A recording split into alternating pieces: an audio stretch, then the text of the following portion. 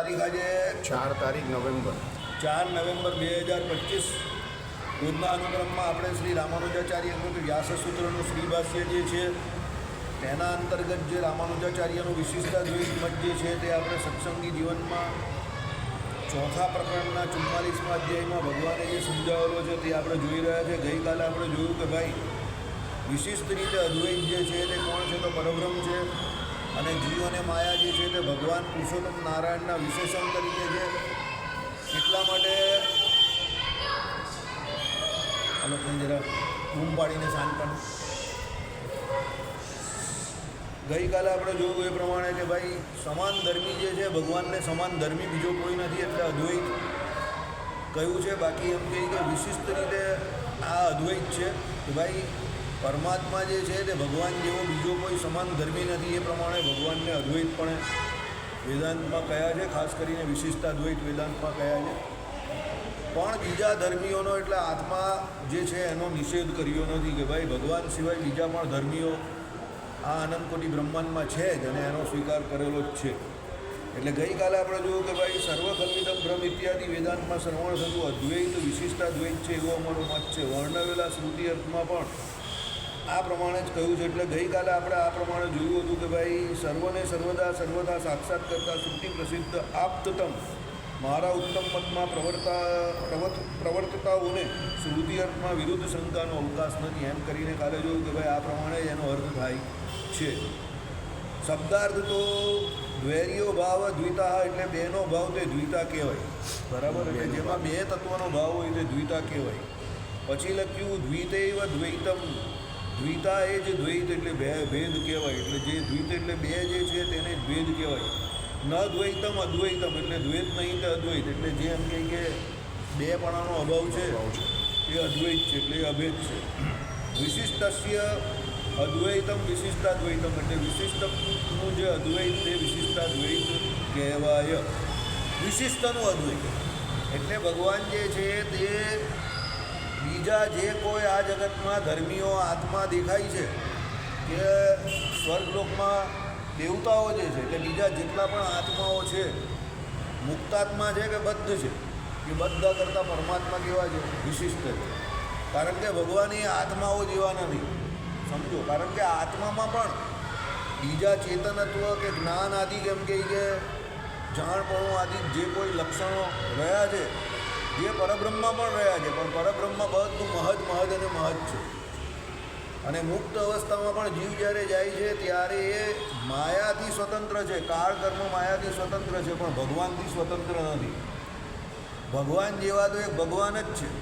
એટલે ભગવાન વિશિષ્ટ રીતે અદ્વૈત છે. એટલે કહેવાનો મતલબ ભગવાન જેવા એક ભગવાન વિશિષ્ટ રીતે અદ્વૈત હોવાથી ભગવાન જેવો સમાન ધર્મી બીજો કોઈ નથી.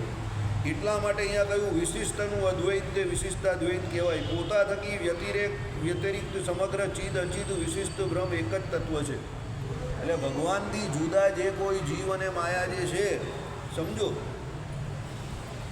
એ વિશિષ્ટ બ્રહ્મ એક જ તત્વ છે કે એ બંનેથી જુદું, એટલે બંનેથી વિશિષ્ટ ભગવાન જ એક બ્રહ્મ જ એક તત્વ છે. એટલે એ બંનેને ભગવાનના શરીર તરીકે લીધા છે. કોને? જીવ અને માયા બંને. અત્રે પ્રતિપાદન કરેલું હોવાથી રામાનુજીય મત વિશિષ્ટાદ્વૈત સિદ્ધાંત એમ ઉપદેશાય છે. એટલે આ પ્રમાણે આ વિશિષ્ટાદ્વૈત મત જે છે એનો ઉપદેશ જે પ્રથમ વખત જગતને આપેલો એ રામાનુજાચાર્ય આપેલો. એટલે વિશિષ્ટાદ્વૈત મત શ્રીજી મહારાજે પોતાના મત તરીકે સ્વીકારેલો છે.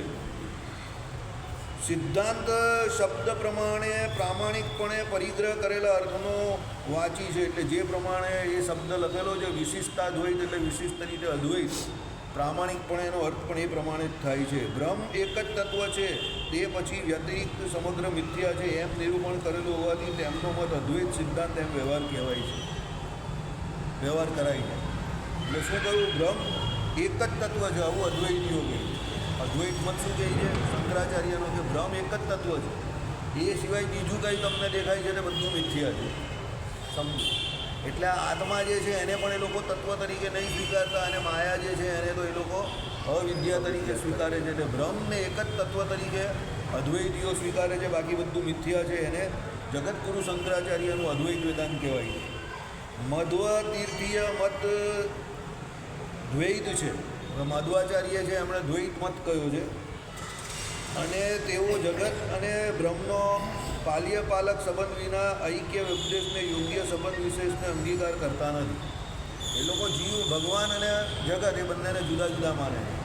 એમાં ભગવાનના શરીર તરીકે લોકો જગતને નહીં સ્વીકારતા. જગતને પણ સ્વતંત્ર માને છે અને ભગવાનને પણ સ્વતંત્ર માને છે. એમ કરીને એ લોકો દ્વૈત મત સ્વીકારેલો છે. કોણે? મધ્વાચાર્ય. એટલે બંનેને, જગતને પણ માને છે સત્ય અને ભગવાનને પણ માને છે. પણ જગત જે છે તે ભગવાનથી સ્વતંત્ર છે, જુદું છે એમ. અને તે બંનેનું સત્યપણું અંગીકાર કરે છે. આવ્યું ને? બંનેને સત્યપણું અંગીકાર કરે છે. માટે તેમનો સિદ્ધાંત દ્વૈત કહેવાય છે. એટલે એમનો સિદ્ધાંત દ્વૈત છે. જીગરભાઈ, આ 25મું આવ્યું, પછી 27મું થઈ ગયું, 26મું કાચાયેલું છે. બધું સાથે જ છે. શાંતિ રાખો. જય સ્વામિનારાયણ. કેવું છે? સારું છે ને? પેલું તમારા લિગામેન્ટનું શું થયું? તમે 25/26 માંગો છો? હા, 24. પછી વાત કરીએ. રામાનુજીયા મતમાં તો ચેતન, અચેતનાત્મક પ્રપંચ અને પરબ્રહ્મનું સત્યપણું સ્વીકારીને તે બંનેનો શરીરી ભાવ સંબંધ અંગીકાર કરીને લોકમાં શરીર અને શરીરી જીવાત્માનો અત્યંત ભેદ છતાં પણ આ ચૈત્ર એક જ છે ઇત્યાદિ એકત્વ વ્યવહાર જેમ દેખાય છે, તેમ અહીં પણ ચેતન અચેતનના મુખ્ય શરીરી બ્રહ્મનો એકત્વ વ્યપદેશ અને પરસ્પર ભેદ ઘટે છે. સમજવા જેવું છે કે પહેલાં મધ્વાચાર્યનો, પહેલાં જગતગુરુ શંકરાચાર્યનો અદ્વૈત મત ગયો, પછી મધ્વાચાર્યનો દ્વૈત મત ગયો, અને પછી રામાનુજાચાર્યનો વિશિષ્ટાદ્વૈત ગયો. આ બધી વેદાંતના મતો છે. હવે આમ ટેકનિકલી જોવા જાય ને તો કોઈ મને પ્રેક્ટિકલી પૂછે, એકદમ પ્રેક્ટિકલી કે ભાઈ તમારો ઓપિનિયન આ બધી બાબતમાં શું છે પર્સનલ, તો હું એવું માનું છું કે ભાઈ આપણો વિશિષ્ટાદ્વૈત મત છે. જાણીને તમે બસ એટલું જાણો કે જીવને માયા ભગવાનના શરીર છે, ભગવાન આગળ અતિશય પરતંત્ર છે અને ભગવાન સ્વતંત્ર છે. અને જીવ અને માયામાં જે કંઈ પણ થઈ રહેલું છે તે બધું જીવ ભલે કર્મ કરવા માટે સ્વતંત્ર, પણ કર્મ ફળ પ્રદાતા ઈશ્વર જ એને ફળ આપે છે. માયામાં જે આ તમને બધી ઉથલ પાથલ દેખાય છે, સમજો કે બધું ભગવાનના અધીન છે. આટલું તમે માનીને બેસી જાઓ ને તો it is very very okay. બીજી કંઈ માથાકૂટ કરવાની જરૂર નથી. કારણ કે આ મતોની દુનિયા જે છે ને એ બધી 1500 વર્ષ જૂની જ છે. એ પહેલાં આ બધા કોઈ પણ ભાગવતજી કે આપણા જૂના જે પણ કોઈ શાસ્ત્રો, આપણા જે અનાદિ શાસ્ત્રો જે છે એની અંદર કોઈ મતોનું ડાયરેક્ટ કોઈ નિરૂપણ નથી. હા, જીવ તરીકે જીવનું વર્ણન કરેલું છે, ભગવાનનું ભગવાન તરીકે નિરૂપણ કરેલું છે, માયાનું માયા તરીકે નિરૂપણ કરેલું, પણ કોઈ મતનું કોઈ જગ્યા પર કોઈ નિરૂપણ દેખાતું નથી. ભાગવતજી કયા મત પર છે કોને ખબર પડે? આખા ભાગવતમાં કોઈ મતની વાત કરેલી? રામાયણ કયા મત પર? કોઈ જગ્યા પર રામાયણમાં કોઈ મતની વાત કરેલી છે? સમજો. મહાભારત ઇતિહાસ છે આપણો, કયા મત ઉપર છે? કોઈ મતની વાત નહીં કરી. પણ જગતગુરુ શંકરાચાર્યએ અદ્વૈત મત આપ્યો ને એટલે પછી બીજા બધાએ પોતપોતાનો મત આપવાની શરૂઆત કરી. અને આપણે ત્યાં જે પ્રસ્થાનત્રયીની પરંપરા છે જે છે કે ભાઈ આચાર્ય તરીકે કોને કહેવાય, જગતગુરુની પદવી કોને અપાય, તો જે એમ કહે કે ઉપનિષદ ઉપર ભાષ્ય કરે, વ્યાસસૂત્ર ઉપર ભાષ્ય કરે અને ગીતાજી ઉપર જે ભાષ્ય કરે એને આપણે ત્યાં જગતગુરુની પદવી, એ જગતગુરુ માન્ય કહેવાય એમ. એટલે આ બધા જે કોઈ આચાર્ય થઈ ગયા, જગતગુરુ શંકરાચાર્યએ પણ 3 ઉપર ભાષ્ય કરેલું છે, ઘણા પછી ભાગવત ઉપર પણ કરે છે અને પ્રસ્થાન ચતુષ્ટય પણ થાય છે, સમજો. એટલે જગતગુરુ શંકરાચાર્યથી માંડીને ચૈતન્ય મહાપ્રભુ સુધી ઘણા બધા આચાર્ય થઈ ગયા. આ પ્રમાણે જગતગુરુ શંકરાચાર્ય, જગતગુરુ રામાનુજાચાર્ય, જગતગુરુ માધવાચાર્ય, જગતગુરુ વિષ્ણુ સ્વામી, જગતગુરુ વલ્લભાચાર્ય, જગતગુરુ પછી આ છેલ્લા ચૈતન્ય મહાપ્રભુ, આ બધા આચાર્યો થઈ ગયા. અને બધાએ પોતપોતાના હિસાબે પોતાના મતનું સ્થાપન વેદોમાં રહેલી શ્રુતિઓ પ્રમાણે જ કર્યું. અને આ બધાએ 3 ઉપર ભાષ્ય કર્યું, 4 ઉપર પણ કરેલું, પ્રસ્થાન ચતુષ્ટય પણ છે એમાંથી બધા, ઘણા બધા. આ બધું કોના માટે છે તમને કહી દઉં. જે 12 વર્ષ સુધી ભણવા જાય અને એને આ બધા મતો જાણવા જરૂરી છે, પરીક્ષામાં એને પ્રોડ્યુસ કરવાના હોય અને એને પેલી ડિગ્રી જોઈતી હોય, એના માટે આ બધું જરૂરી છે. તમારા માટે કે મારા માટે કંઈ જરૂરી નથી. ભક્તિ માર્ગ માટે આ બધી કોઈ ખાસ જરૂરિયાત નથી. પણ 121મા શ્લોકમાં એને ભગવાને મુક્તિ જોડે જોડેલો છે ને, એટલે હું આટલી માથાકૂટ કરું, સમજો. બીજી મહારાજે શિક્ષાપત્રીના 121માં શ્લોકમાં મતમ વિશિષ્ટાદ્વૈતમ મેં ગોલોકધામ ચેપ્સિતમ તત્ર બ્રહ્માત્મના કૃષ્ણ સેવા મુક્તિશ્ચ ગમ્યતામ. એટલે પાછળના ભાગમાં શ્લોકનો ઉત્તરાર્ધ અને પૂર્વાર્ધ. ભાઈ એ પૂર્વાર્ધ જે છે એટલે પહેલાં પ્રથમ જે શરૂઆત કરી વિશિષ્ટાદ્વૈત અને પછી ઉત્તરાર્ધમાં મુક્તિની વાત કરી. એટલે મુક્તિ માટે આ મત જાણવા બહુ જરૂરી છે, કારણ કે જે તમારો મત છે એ પ્રમાણે તમારી ઉપાસના હોય. હવે સમજો અદ્વૈતીઓ જે છે તે જીવ અને પરમાત્મા એનું એકત્વ ભાવ જ માનશે, એની ઉપાસના પણ એ પ્રકારની જ હશે. અને આપણો વિશિષ્ટાદ્વૈતી હશે તે જીવ અને ભગવાનને કોઈ દિવસ એક માનશે જ નહીં, સમજો. એટલે એની ઉપાસના એ પ્રમાણેની છે, એટલે એની મુક્તિ પણ એ પ્રમાણેની. એટલે ભગવાને કહ્યું કે ભાઈ એ ગોલોકધામમાં જઈને શ્રી કૃષ્ણ ભગવાનની ભ્રમરૂપે થઈને એ શ્રી કૃષ્ણ ભગવાનની સેવા કરવી એને મુક્તિ માની. તો એના માટે પહેલાં પેલો વિશિષ્ટાદ્વૈત સમજવો જરૂરી છે. કેમ કે એમાં જીવ ઈશ્વરને માયા 3 તત્વો અલગ છે. એટલે એ જીવ જે છે તે ઉપાસક છે. ઉપાસ્ય કોણ છે? તો ભાઈ શ્રી કૃષ્ણ ભગવાન એટલે ભગવાન છે. અને વચ્ચે વિલન કોણ છે? તો માયા છે. અને એ માયા ભગવાનની શક્તિ. સમજો, આપણે વિલન નહીં કહીએ એને, પણ આ લીલા વિભૂતિમાં મેઇન છે. પેલું નિત્ય વિભૂતિમાં મેઇન છે. પેલા કનૈયાભાઈને કરી જરા વોલ્યુમ કમ કર પાપા જગ જાયગા, બરાબર. એટલે કહેવાનો મતલબ શું છે? સમજો કે ભાઈ આટલા એક મોટામાં મોટું કારણ આ છે ને કે ભાઈ જેનો જેવો મત એની ઉપાસના જે છે એનું દર્શન કરે છે અને એ પ્રમાણે એની મુક્તિ થાય છે.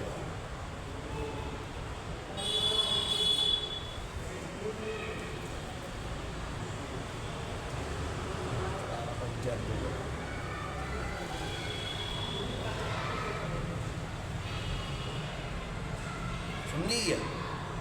આઈડિયા આવે છે? બાકી આ કંઈ કોઈ સામાન્ય વ્યક્તિને કંઈ સમજવાની જરૂર નથી, પણ અહીંયા આટલી જરૂર છે કે આપણે આપણું સમજી લેવાનું કે ભાઈ આપણે શું ઉપાસના છે. તો આપણે ભગવાનના સેવક અત્યારે પણ છે અને પછી પણ રહેવાના. પણ અહીંયા સેવા કરવી અને મુક્તિ નહીં ગઈ કે તમારી મુક્તિનો દરવાજો ખુલશે. એટલે જીવન મુક્તવાળી પ્રથા જે લોકો ગામમાં કહી છે ખોટી છે. તમે અહીંયા ભગવાનની સેવા રોજ કરો છો પણ મુક્ત નથી થયા. લેવા વેમમાં નહીં રહેતા કે અહીંયા સેવા કરું છું એટલે હું મુક્ત થઈ ગયો. મુક્ત તમે આ શરીર છોડીને અક્ષરધામમાં જશો પછી જ થશો. અહીંયા જે મંદિરમાં નિષ્કામ ભાવે સેવા કરે તો મુક્તિ થાય થયો નથી. એમ અહીંયા કરે છે ઘણા લોકો અહીંયા એવું માને છે કે ભાઈ હું તો અહીંયા સેવા કરું એટલે મુક્ત થઈ ગયો. મુક્ત કાઢી થયો તું? ખાવા પીવાનું નહીં જોઈતું? તને સુવાનું નથી જોઈતું? નિષ્કામ ભાવ જોઈએ ને ભાઈ, બરાબર. એટલે અહીંયા જે નિષ્કામ કર્મયોગવાળી વાત આખી અલગ છે ભાઈ. કે ભાઈ સેવાના બદલામાં એ ભગવાનને જ ઈચ્છે છે, ભગવાનની સેવા ઈચ્છે છે અને એના બદલામાં પછી ભગવાન એને મુક્તિ આપશે, એ અલગ મેટર છે. પણ એ એમ કહે કે ભાઈ હું અહીંયા સેવા કરું છું એટલે મારો મોક્ષ અહીંયા જ થઈ ગયો, તે ખોટી વાત. અહીંયા સેવા કરે એટલે અહીંયા મુક્તિ નથી થતી. અહીંયા છે એટલે બધા જ કહેવાય. કેવી રીતે? સમજો, ભગવાને પેલો માધવી સંપ્રદાયનો બ્રાહ્મણ આવ્યો અને એને પૂછ્યું ભગવાને કે ભાઈ તમારા સંપ્રદાયમાં વૃંદાવન અને પેલા જે શિવજીના ભક્ત છે એના માટે કાશી એમ કહે કે તો આ બંને તમે એવું કહો છો કે પ્રલયકાર થઈ જાય તો પણ એમ કહે કે એ બંને એમને એમ રહે તો કેવી રીતે રહે? બરાબર. પછી તમે ભગવાન શ્રી હરિએ એને કહ્યું કે ભાઈ વ્યાસજીએ કરેલા કોઈ ગ્રંથ હોય એનો તમે અમને શ્લોક બતાવો, કારણ કે પ્રલય થાય ત્યારે તો બધું જ ચાલ્યું જાય.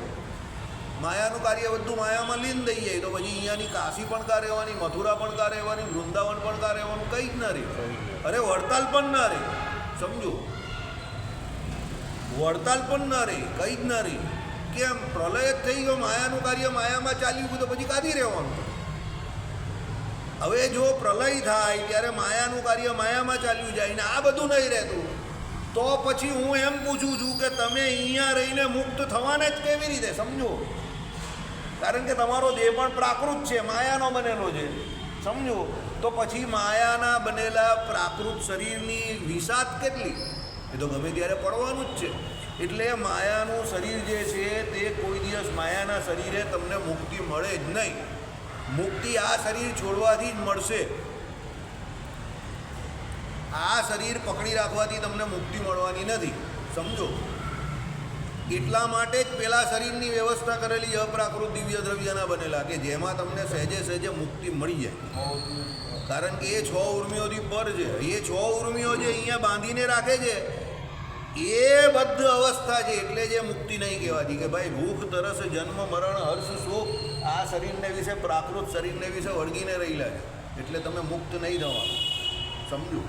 એટલે આ બધું જાણવા માટે વિશિષ્ટાદ્વૈત જરૂરી છે. બાકી તમારે કોઈ કંઈ પરીક્ષા નથી આપવાની એની કે બહુ ચિંતા કરો. બરાબર? ચાલો. એટલે અહીંયા શું કહ્યું કે ભાઈ રામાનુજીય મતમાં શું કહ્યું કે આ ચેતન અચેતન જે આખો આ પ્રપંચ તમને દેખાય છે, પ્રપંચ એટલે માયાનો સંસાર, કે ભાઈ અહીંયા જે કંઈ માયાની વસ્તુ છે એને ચલાવનારો કોઈને કોઈ ચેતન હોય જ છે. કારખાના હોય તો એમાં કંઈક તમારી મિકેનિકલ એનર્જીથી ચાલતું હોય કે ઇલેક્ટ્રોનિક એનર્જીથી ચાલતું હોય, તો એના પાછળ કોઈને કોઈ વ્યક્તિનું મગજ તો હોય જ, ચેતન કોઈને કોઈ હોય. તમારું શરીર જે છે તો એને ચલાવવા માટે અંદર જીવ છે. તેમ આ શરીર જે છે એને ચલાવવા માટે જેમ અંદર ક્ષેત્રજ્ઞ એવો જીવ રહેલો છે, એમ આ સમસ્ત જગતમાં જેટલા પણ ચેતન અને અચેતન રહેલા છે બધાની લગામ કોના હાથમાં છે? કંટ્રોલ, નિયંત્રણ ભગવાનના હાથમાં છે. બસ આ વિશિષ્ટાદ્વૈત છે કે પરમાત્મા એ ચેતન અચેતન બંનેને હંકારી રહેલા છે અને બંનેથી વિશિષ્ટ રીતે બંનેનું નિયંત્રણ કરે છે. એ જ એક એવું વિશિષ્ટ તત્વ છે કે જે આ બંનેનું નિયંત્રણ કરી શકે. તમારી અંદર રહીને તમારું નિયંત્રણ કરે છે. રાજા રાષ્ટ્રનું નિયંત્રણ કરે એ રીતે નહીં, કારણ કે રાજા તો બહાર બેઠેલા જ દિલ્હીમાં, અને એ અહીંયા પોતાના નેટવર્ક દ્વારા આપણું નિયંત્રણ કરે છે પ્રજામાં. રાષ્ટ્ર રાજાને આવીએ નહીં. પરમાત્મા એસો અંતર્યામી, એટલે અંતર્યામી પણ જીવ પ્રત્યે રહીને એનું નિયંત્રણ કરે છે કે તમે ગમે તે ખૂણામાં જઈને અંધારામાં જ્યાં કોઈ દિવસ લાઇટ જ નહીં આવી એવા પ્રદેશમાં જઈને કોઈ પણ કામ કરી આવો, પણ ભગવાન કે મેં સબ જાનતા હું, તूने क्या गड़बड़ किया है. भगवान के अंधेरा तेरे लिए अंधेरा होगा लेकिन मेरे लिए तो उजाला ही है. समझो. કારણ કે એ અંદર રહીને કરે છે તમારું નિયંત્રણ. રાષ્ટ્ર રાજાની આય નહીં. રાષ્ટ્ર રાજાની આય એટલે શું? રાજા દિલ્હીમાં બેઠેલા છે, કાં ગાંધીનગરમાં બેઠેલા છે, તમે અહીંયા બેઠેલા છે, તો લોકો ચોરી કરે જ છે ને.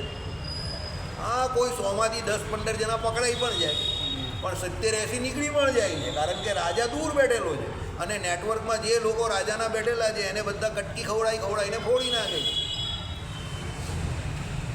પણ ભગવાનના દેશમાં એવો ભગવાન કાયદો ચલાવતા નથી. ભગવાન કે હું પોતે જ બેસું છું, મુझसे बचकर भागोगे कहाँ, जहाँ जाओगे वहाँ हमें ही पाओगे. તો પછી ભગવાનથી બચીને જવાનો ક્યાં પેલો? એટલે પરમાત્મા આવું વિશિષ્ટ તત્વ છે કે જે એક સાથે અનંત કોટી જીવાત્માની અંદર રહીને એનું નિયમન કરે ને એને એના કર્મનું ફળ યથાકાળ આપે. પાછા ધૃતરાષ્ટ્રએ 100 જન્મ પહેલાં પારધી હતો ત્યારે જંગલને વિશે સળગતી ઝાડ ફેંકેલી ને એને વિશે 100 પક્ષી બળી ગયા હતા અને એના મા બાપ જીવતા હતા ને એને નિશાસો નાખેલો કે અમારા જે પુત્રો બળ્યા એ જ પ્રમાણે જે વ્યક્તિ આ અમને અમારા પુત્રોથી છૂટો કર્યો ને એનો જે વિયોગ અમને થાય છે ને એ દુઃખ અમને જે થાય છે, આ જ પીડા એમ કે જેણે કર્યું છે એને થવી જોઈએ. એ નિશાસો ધૃતરાષ્ટ્રને 100 જન્મ પછી એ કર્મનું ફળ ભગવાને આપ્યું. ધૃતરાષ્ટ્રની સામે એના 100 પુત્રો થયા. ધૃતરાષ્ટ્ર જન્માંધ અને 100 પુત્રો મરી ગયા. એક પણ પુત્રને એને જોયો નહીં, એને મરી ગયા. એના ખાલી જન્મવાના સમાચાર મળ્યા અને મરવાના સમાચાર મળ્યા. સમજો.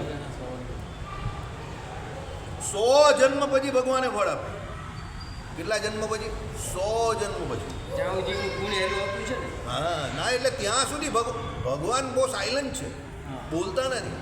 આપણે એવું જ લાગે કે આપણે બધું ચલાવી રહેલા છે. કેવી રીતે પેલું બળદગાડું ચાલે ને અને નીચે 2 કૂતરા ચાલતા હોય, મોતી ને હરજી, તો મોતી ને હરજીને એવું આખું બળદગાડું આપણે જ ખેંચી રહેલા છે. એમ આપણે એવું છે કે આ દુનિયામાં આપણે જ હોશિયાર, બધું આપણે જ ચલાવી રહેલા છે. એટલે ધૃતરાષ્ટ્રને 100 જન્મ સુધી એ કર્મનું ફળ નહીં મળેલું. એટલે આપણે જ્યારે અહીંયા ચોરી ચકારી કરીએ કે લુચ્ચાઈ કરીએ કે પાપ કરીએ તો આપણે એમ કે કાંઈ થતું નથી, સાવા દે ને, કાંઈ થતું નથી, સાવા દે ને, અરે ઘીસ ઠોક ને ઝીકીએ રાખવા, ઝીક કરીએ જ રાખવા. 2 ભાગા તમારું કામ નહીં મળે. હા, ઝીકીએ રાખ આપણું રહી બરાબર. પછી લાલુ યાદવ જેવું થઈ જાય, ઘાસ ખાટો મોટો આલો બરાબર. એક સમય કેવો હતો બિહારમાં જંગલ રાજ હતું, આજથી 20 વર્ષ પહેલાં, બરાબર. લાલુનું કોઈ નામ નહીં જઈ શકતું હતું. કેન્દ્ર સરકારમાંથી કોઈ IAS ઓફિસર ત્યાં જાય તો એને ફફડાટ થાય એવી હાલત. કેન્દ્રમાંથી જે મિનિસ્ટર હોય તે લાલુના દેશમાં જાય નહીં એવી ખરાબ હાલત હતી. સમજો. આજે મોટાભાઈ ને છોટાભાઈ ગુજરાતી, આપણા ગુજરાતી લોકો આમ કહેવાય ઊંચા લોચો. આજે કેવી હાલત કરી નાખી બિહારમાં. બે ગુજરાતીઓએ બુથ કેપ્ચરિંગ થતું હતું, કેટલી દાદાગીરી હતી, કોઈ દાદાગીરી ચાલી? બરાબર ને? પેલો બિચારો લાલુ પ્રસાદ યાદવ ક્યાંક કહી ગયો, મગજ ચાલતું જ બંધ થઈ ગયું. ભગવાન છે, ગમે ત્યારે ફળ આપે જ, કર્મ ફળ પ્રદાતા ઈશ્વર.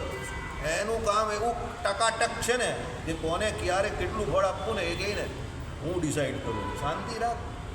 સાહેબના સમયમાં એક કવિતા આવતી હતી, મારી બાએ શીખવાડેલી. પીપર પાન ખરડતા હસ્તી કુપલિયા મુજુ બીતી તુજ બીત સે ધીરી બાપુરિયા. મારી બાએ મને કહ્યું, હે હા જરા ગરીબ ધીરજ રાખ, બહુ ઉછળકૂદ નહીં કરવાની. બહુ ઉછળકૂદ કરે ને પરમાત્મા બધું જોઈ રહેલા છે, મોટા ભાઈ બધું જોઈ રહેલા છે. દરેક કર્મનું ફળ આપે છે, વ્યાજ સાથે વસૂલાત કરે છે. એક એવી બેંક છે કે જે દેખાતી નથી. કોઈ દિવસ પરમાત્મા કોઈને લાંબી લઈને મારવા આવ્યો નથી. એનું કર્મનું ફળ કેવું છે? અદ્રસ્ત રૂપે ફળ આપનારા છે. શાસ્ત્રો શું કહે છે? એ અદ્રસ્ત છે, દેખાતા નથી. એનું ફળ જ તમને દેખાય, એ નહીં દેખાતા, પણ ફળ આપે એટલે જય સ્વામિનારાયણ. સમજી ગયા? મજા આવી જાય એવું ફળ આપે, એકદમ લલ્લન ટોપ. ચાલો, અભિપ્રાય અહીંયા શું કહ્યો કે ભાઈ ટૂંકમાં એક શ્રુતિઓ મધ્ય અદ્વૈતીઓનો ભેદ શ્રુતિઓ ઔપચારિક બાધિત અર્થવાળી સ્વીકારવી પડે છે. દ્વૈતીઓને અભેદ શ્રુતિઓ તે રીતે ઔપચારિક અંગીકાર કરવી પડે છે, અને દ્વૈતી અદ્વૈતી બંનેને પણ ઘટક શ્રુતિઓ જે છે તેવી જ રીતે ઔપચારિક રીતે વર્ણન કરવી પડે છે. આ એટલા માટે લખ્યું કે ભાઈ શ્રુતિઓ 3 પ્રકારની છે, ભેદ, અભેદ અને ઘટક શ્રુતિઓ. હવે સમજો કે ભાઈ જે કોઈ એકને પકડી રાખે તેને બાકીની જે શ્રુતિ હોય એને પછી બાધિત છે એમ જ કરીને છોડવી પડે. સમજો, બરાબર છે? આનો એક મારી પાસે બહુ ખતરનાક સવાલ છે, પણ હું તમને કરતો નથી. સમજ પડી તને? આમાં એમ જે કહ્યું ને, સાંભળો કે દ્વૈતી અને અદ્વૈતી બંનેને પણ ઘટક શ્રુતિઓ જે છે તેવી જ રીતે ઔપચારિક કે બાધિત રીતે વર્ણન કરવી પડે. તો જે ઘટક શ્રુતિને જ માને છે એને કઈ બાધિત કરીને છોડવી પડે? ચલો, જય સ્વામિનારાયણ, આગળ જઈએ. તથા તેમણે પણ એનો અર્થ કરેલો છે. જીગરભાઈ તો 3 આવી ગયું, 26મું પણ પૂરું થઈ ગયું. પૂરું થઈ ગયું ને? હવે 27મું છે. 27, 28 બધું છે. અમારા ટેકનિકલ સર્વે 27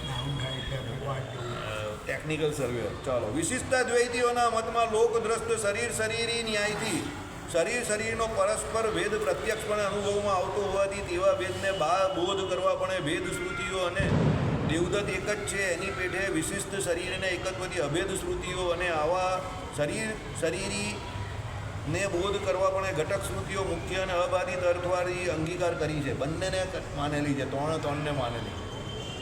બરાબર? કેવી રીતે સમજો ભાઈ? ભેદ શ્રુતિઓ, અભેદ શ્રુતિઓ અને ઘટક શ્રુતિઓ 3 પ્રકારની છે. ભેદ એટલે શું? બેનું જુદાપણું. અભેદ એટલે શું? બેયનું એકત્વ. અને ઘટક એટલે શું? બંને ભેગી કરેલી સમન્વય છે બેઉ. કયાનો? ભેદ અને અભેદ. હવે વિશિષ્ટતા દ્વૈતમાં શું કહ્યું છે? ભેદ જ્યારે પણ કયો છે ત્યારે શું? જીવ સ્વતંત્રપણે એના કર્મ કરવામાં સ્વતંત્ર છે, અને પરમાત્મા કર્મફળ પ્રદાતા ઈશ્વર. તો ત્યારે ભેદ સિદ્ધ થઈ ગયો ને. હવે અત્યારે આપણે બેઠા છે તો આપણે આપણું કર્મ કરી રહેલા શાંતિથી. તમારે ચોપાટી જવું કે ડુમ્મસ જવું કે ઘરે જવું કે મંદિરે આવવું, તે કોના હાથમાં છે? તમારા હાથમાં જ છે ને. બરાબર છે ને? અંદર રહેલા ભગવાન તો શાંતિથી જોઈ રહેલા છે. તો ભેદ શ્રુતિ સિદ્ધ થઈ ગઈ ને. કોઈને કંઈ વિરોધ છે? સમજી ગયા? હવે તમે અહીંયા મંદિરે બેઠા છે, તમારા ઘરે અત્યારે સિરિયલ ચાલતી હશે કંઈ ને કંઈ કરીને, એ લોકો સિરિયલ જોતા હશે. એ લોકો એટલા સિરિયસ ને પાછા. તમે વચ્ચેથી ટીવીની પાસેથી જાઓ ને, ખસોની વચ્ચેથી તમે વચ્ચે હું આવી ગયો, હું કોણ મરી ગયું? મારાથી એવું બોલે, કોણ મરી ગયું? બરાબર? એ લોકોને બહુ ગંભીર લાગે એ બાબત. હવે આપણે તો કંઈ ગંભીરતા જ નહીં આવતી, તો શું કરીએ? સમજો. હવે આ શું થયું? જીવ કર્મ કરવામાં સ્વતંત્ર, પરમાત્મા કર્મ ફળ પ્રદાતા પોતાના હિસાબે સ્વતંત્ર. એટલે અત્યારે જે છે તે ભેદ છે. આ કેવી રીતે ભેદ? ભાઈ, જીવ અનાધિકારથી ભગવાનથી જુદો જ છે, અને ભગવાન જે છે તે જુદા જ છે. તો ભેદ થઈ ગયો સિદ્ધ. ચાલો, એટલે ભેદ શ્રુતિઓ આ પ્રમાણે આપણે લઈએ. હવે અભેદ શ્રુતિઓ થઈ એ ભાઈ બંનેનું ઐક્યપણું બતાવ્યું. તો જ્યારે વેદોની અંદર એ ઇન્દ્રની ભગવાન તરીકે સ્તુતિ કરેલી હોય અને એ ઇન્દ્રને ભગવાન કયા હોય એટલે ઇન્દ્ર અને ભગવાન બંને વચ્ચે અભેદ બતાવેલો હોય ત્યારે આપણે શું માનવાનું? અભેદ કયો છે? પણ અભેદ છે નહીં. કેવી રીતે? કારણ કે જ્યારે ઇન્દ્રની સ્તુતિ ત્યાં ભગવાન તરીકે બ્રહ્મ તરીકે કરેલી છે તો ભગવાને ભગવાનમાં રહેલા જે ગુણો જે છે, સામર્થ્ય જે છે, ઐશ્વર્ય જે છે તે ઇન્દ્રએ કોઈક કાળે એની ઉપાસના કરેલી છે, એને કરીને એને ભગવાને એ પદ આપ્યું અને એ પદને હિસાબે ઔપચારિક એટલે ઉપચાર માત્ર ત્યારે એને ભગવાન તરીકે કયા, એનું અવબોધન ભગવાન તરીકે થયું એ શ્રુતિની અંદર, પણ વાસ્તવિકતામાં એ ભગવાન નથી. એનું બેસ્ટ ઉદાહરણ આપી દઉં તમને, આપણું તમે બધા જ જાણતા હશો. તમે કહો હા યાર, સત્સંગી જીવન પ્રથમ પ્રકરણ, શ્રીજી મહારાજની વન વિચરણ લીલા. ભગવાને હિમાલય પર જઈને સૂર્યનારાયણની ઉપાસના કરી અને પછી સૂર્યનારાયણ જ્યારે પ્રગટ થયા ત્યારે ભગવાને કોની સ્તુતિ કરી? સૂર્યની સ્તુતિ કરી અને સૂર્યને નારાયણ પણ કહ્યા. પછી સૂર્યનારાયણ મલકાતા મલકાતા હસતા હસતા કે હે તમે મારી સ્તુતિ કરો છો નારાયણ પણ આ જે મને સામર્થ્ય આપ્યું આખા જગતને પ્રકાશમાન કરવાનું તે સામર્થ્ય કોણે આપ્યું? તમે જ આપ્યું. એટલે પછી સૂર્યએ કોની સ્તુતિ કરી? ભગવાન શ્રી હરિની સ્તુતિ કરી. થઈ ગયું. પહેલા ભગવાને સ્તુતિ કરી સૂર્યની નારાયણ પણ ત્યારે અભેદ. પછી સૂર્યએ ભગવાનને કહ્યા કે તમે જ કહું છે એટલે સૂર્યને ભગવાન બે જુદા થયા તો ભેદ થઈ ગયો, પૂરી થઈ ગઈ વાત. એટલે અભેદ શ્રુતિઓનો સમન્વય આ પ્રમાણે કરો. સમજ પડી? ગસર પસ્સર ક્યાં કરતા હે, નોડિયા મામા દેખતા હે. નાના હતા ત્યારે આ વાર્તા ચાલતી હતી, બરાબર? આમ આમ કરીને ઘસતો હોય ને, બરાબર, તો એને મારવા માટેના પ્લાન ચાલતો હોય તો પેલો સૂતો હોય ને એ સૂતા સૂતા શું કહે ખબર? ગસર પસ્સર ક્યાં કરતા હે, નોડિયા મામા દેખતા હે. એટલે જેને મારવાનો પ્લાન ઘડી રહેલો હોય ને ઘસતા હોય ને પેલી કટાર એ અંદરથી બેઠો બેઠો જોતો જ હોય. એટલે શું કહે? ગસર પસ્સર ક્યાં કરતા હે, નોડિયા મામા દેખતા હે. એટલે ભગવાન શું અંદર અંતર્યામી પણ બેઠા બેઠા બધું જોઈ જ રહેલા છે. એટલે તમે એમ વિચારો કે આનું આમ કરું તેનું તેમ, એટલે ભગવાન અંદર બેઠા બેઠા શું કહે?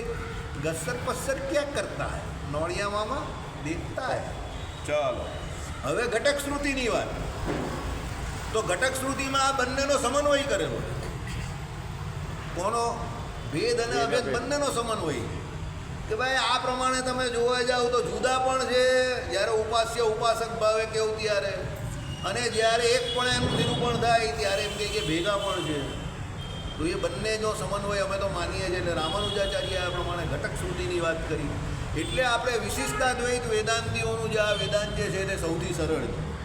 આપણે ભેદ શ્રુતિનો પણ વિરોધ નહીં કરતા, અભેદ શ્રુતિનો પણ વિરોધ નહીં કરતા અને ઘટક શ્રુતિઓનો પણ વિરોધ નહીં કરતા. ત્રણ શ્રુતિઓને માનીએ છીએ, બરાબર?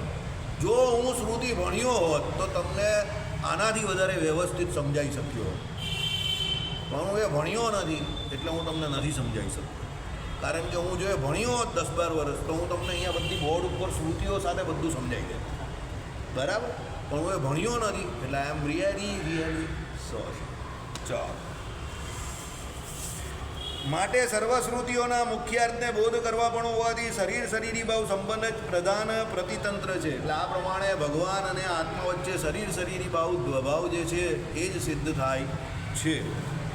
એવી વ્યુત્પત્તિથી બીજા સિદ્ધાંતિઓએ નહીં અંગીકાર કરેલો તે મતને અસાધારણ એવો જ અર્થ એ પ્રતિતંત્ર શબ્દવાચ્ય છે. યદ્યપિ વિશિષ્ટાદ્વૈત મતમાં પણ મતાંતરવાદીઓએ નહીં અંગીકાર કરેલા અનેક અર્થો નિત્ય યુક્ત સદભાવ વગેરે છે, તથાપિ તેમાં પણ આ શરીર શરીરી ભાવ સંબંધનું જ પ્રધાનપણ હોવાથી પ્રતિતંત્ર એમ વ્યવહાર થાય છે.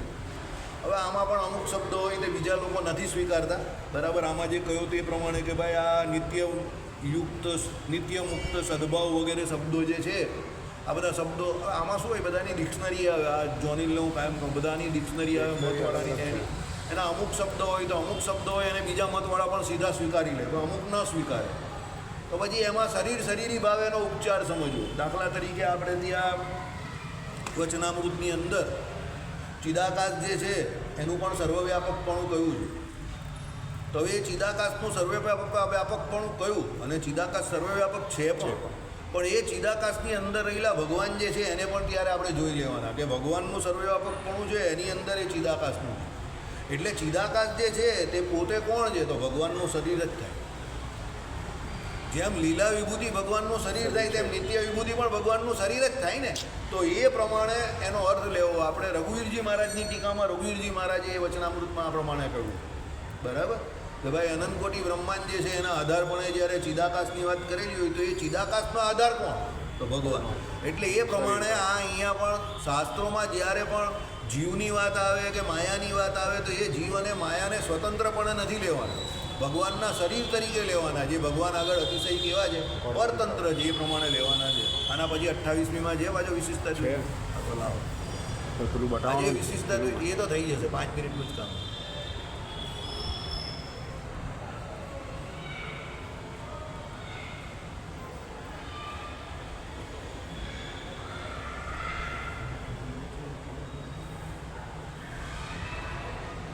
એક ઇમ્પ્રુવમેન્ટ કરવાના. એનું નારાયણ મુનિ દેવ ઉપર તમે કરવાનું બંધ કરો. હું તને કહેવાય, કારણ કે એમાંથી પછી ડાઉનલોડ વાસુદેવમાં નહીં થયું એવું કહે છે જીગર. એ વ્યવસ્થા ચાલી ગઈ છે, સમજો. 28 ચાલો. તો પ્રધાનેન વ્યપદેશા ભવંતી એવા ન્યાયને અનુસારે તેવા સંબંધને બોધ કરનારા વિશિષ્ટાદ્વૈત શબ્દથી મતનો ઉપદેશ કર્યો છે. આ રામાનુજાચાર્ય પ્રવર્તિત વિશિષ્ટાદ્વૈત નામનો જે મત તે અમારો મત છે એમ તમારે જાણવું. બસ મારે આ ચલાવવું. આ કોણ કહે છે? આ રામાનુજાચાર્યનો વિશિષ્ટાદ્વૈત મત છે તે અમારો એટલે આપણા સંપ્રદાયનો મત છે તે તમારે જાણવું. એવું કોણે કહ્યું? ભગવાન શ્રી હરિએ કહ્યું. આ મેઇન વસ્તુ છે. જો અંદર પણ આપણે જ્યારે બોર્ડ પર લખેલું ત્યારે અંડરલાઇન કરેલી. કેમ? અત્યારે આપણે જ્યાં બીજા અક્ષરદાયો એવું કહે છે ભાઈ રામાનુજાચાર્યનો વિશિષ્ટાદ્વૈત અને સ્વામિનારાયણ ભગવાનનો વિશિષ્ટાદ્વૈત થોડો જુદો છે એમ કે.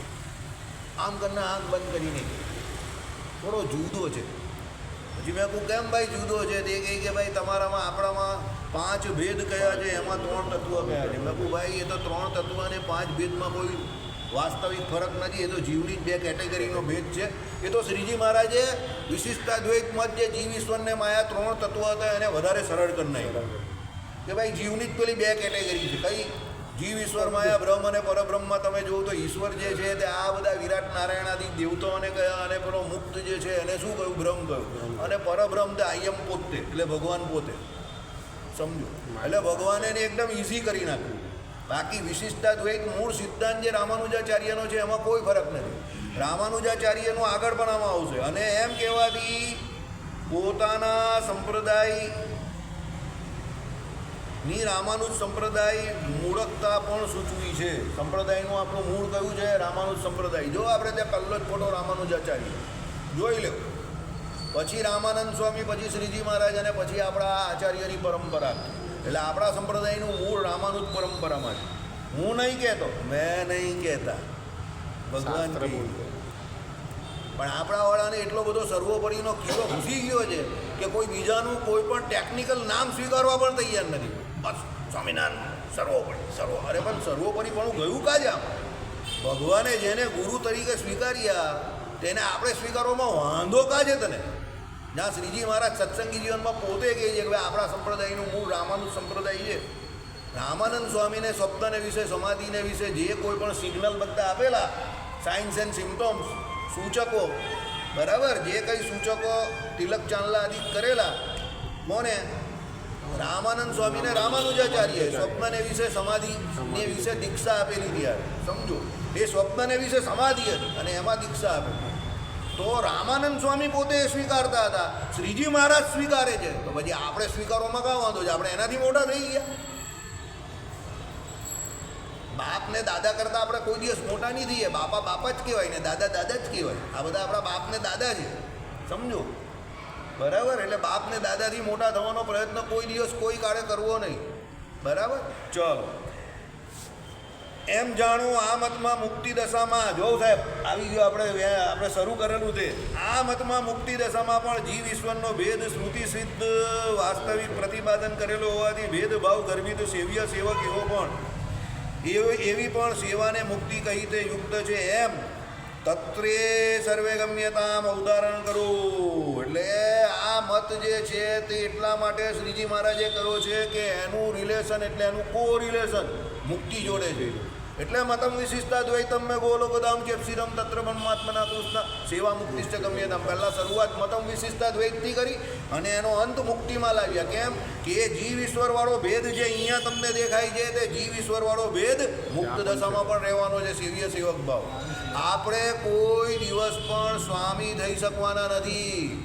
તમારા બાપાનું નામ જે તમારા પછી લાગે કે આ ભાઈ પરસોત્તમભાઈ કે પૂંજાભાઈ, તે આ જન્મમાં તમારા બાપા જ રે.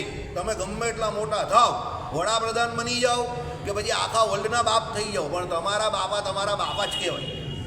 તમે ચેન્જ નહીં કરી શકો. તેમ ભગવાન જે છે તે કોઈ પણ કાળે ભગવાન જ રહેવાના. તમે અહીંયા બદ્ધ દશામાં રહેવ કે મુક્ત દશામાં રહેવ, અહીંયા પણ તમારે ભગવાનની સેવા કરવાની અને ત્યાં જઈને પણ ભગવાનની સેવા કરવાની. તુમ સેવક થે, સેવક હો ઓર સેવક ही रहोगे. એટલે કોઈ એમ કહે કે ભાઈ સેવક, હા સેવક જ છે આપણે. તમે માની લેશો તો સુખી થશો, ભગવાનના સેવક છે. નહીં માનશો તો હિરણ્યકશુપીને હિરણ્યાક્ષને એની જેમ અસુર કોટીમાં જન્મ થશે. હવે તમારે અસુર બનવું છે કે ભગવાનના સેવક બનીને ભગવાન પાસે ચાલ્યા જવું છે, મુક્ત અવસ્થામાં પહોંચી જવું છે, એ તમારે નક્કી કરવું. બરાબર?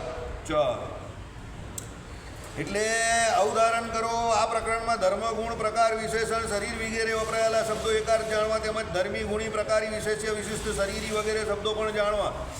એક જ જાણવા. અદ્વૈત અભેદ એક આ શબ્દો અર્થ શ્રી ભાષ્ય આદિક થકી જાણવો. તે આપણે શ્રી ભાષ્ય ચલવી જ રહ્યા છે. બરાબર? આ પ્રમાણે 121મો શ્લોક સમાપ્ત થઈ ગયો. એટલે છેલ્લે જે કહ્યું તે શું કહ્યું તે સાંભળો કે ભાઈ આ પ્રકરણને વિશે જે કોઈ વિશેષણ તરીકે વાપરા છે તે શું છે? તો વિશેષણ છે, ધર્મ છે, ગુણ છે, લક્ષણ છે, બધા શબ્દો પર્યાયવાચક છે. અને બીજા શબ્દો કયા? ધર્મી છે, વિશેષ્ય છે, ગુણી છે. આ બધા શબ્દો પર્યાયવાચક છે. કેમ? ધર્મી તરીકે, વિશેષ્ય તરીકે, ગુણી તરીકે પરબ્રહ્મ પુરુષોત્તમ નારાયણ, અને એના ગુણ તરીકે, શરીર તરીકે કોણ કયા છે? જીવ અને માયા. એ પ્રમાણે અહીંયા વાત કરી છે. હવે થોડીક આજની વિશેષ વાત સાંભળી લો. આજે માગસર સુદ પૂનમ છે, દત્તાત્રેય જયંતિ છે. આજે રાતથી આપણે 10થી 10:30 ભુજથી પ્રકાશિત થયેલું શ્રીમદ ભાગવત પુરાણ, એને વિશે રહેલું જે દશમસ્કંદ, જેને શ્રીજી મહારાજે ભક્તિશાસ્ત્ર કહ્યું છે, તે એનું રોજ રાત્રે તમને લાઈવ જીવંત પ્રસારણ સાંભળવા મળશે.